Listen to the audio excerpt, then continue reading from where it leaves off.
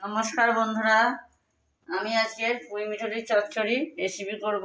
আপনারা দেখতে থাকুন। পুঁই মিঠুলি আমি 500 গ্রাম মতো নিয়েছি, নিয়ে ধুয়ে ভালো করে জল ঝরিয়ে নিয়েছি। এদিকে পোস্ত নিয়েছি বড় চামচে 3 চামচ।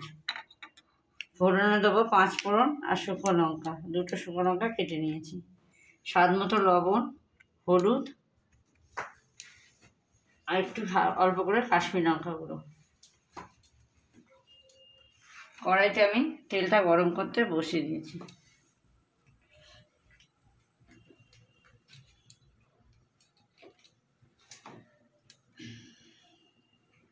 ফোড়নে দেবো শুকনো লঙ্কা আর 5 ফোড়ন।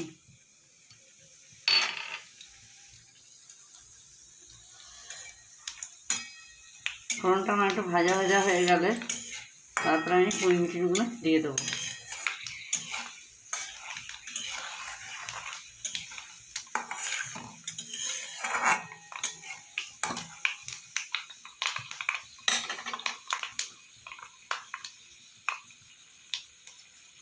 ফোড়নটা আমার ভাজা হয়ে গেছে, এবার আমি দিয়ে দেবো ধুয়ে রাখা পুঁই মিঠুলি।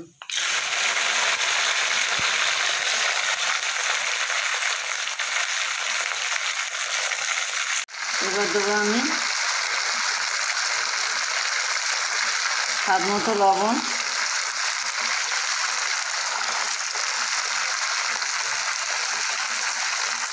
পরিমাণ মতো হলুদ।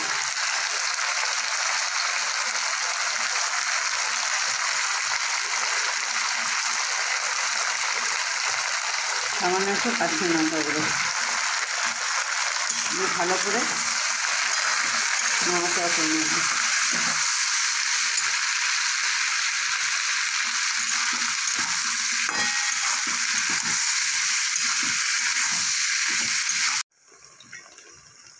পুঁই মিঠুলিটা আমার সেদ্ধ হয়ে গেছে, এবার আমি দিয়ে দেবো পোস্ত বাটাটা দিয়ে দেবো।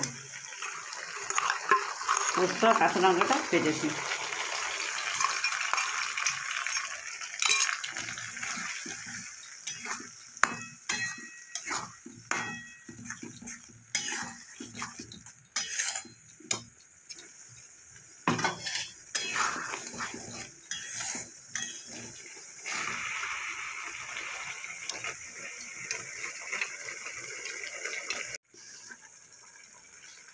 সামান্য একটু চিনি দেবো।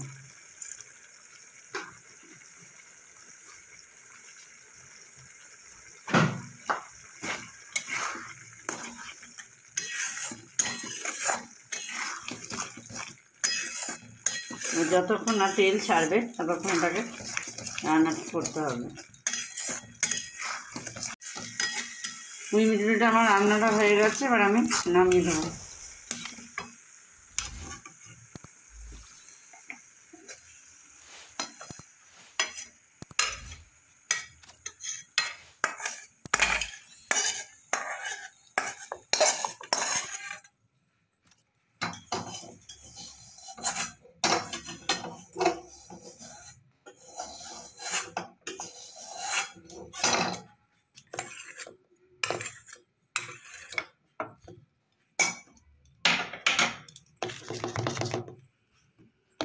বন্ধুরা, আমি বাড়িতে যেরকমভাবে পুঁই মিঠুলি রেসিপি করলাম আপনারা বাড়িতে করে খেয়ে দেখবেন, কেমন হয়েছে আমাকে জানাবেন। লাইক, কমেন্ট, শেয়ার করবেন। আর আমার ভিডিওটা যদি ভালো লাগে তাহলে সাবস্ক্রাইব করবেন।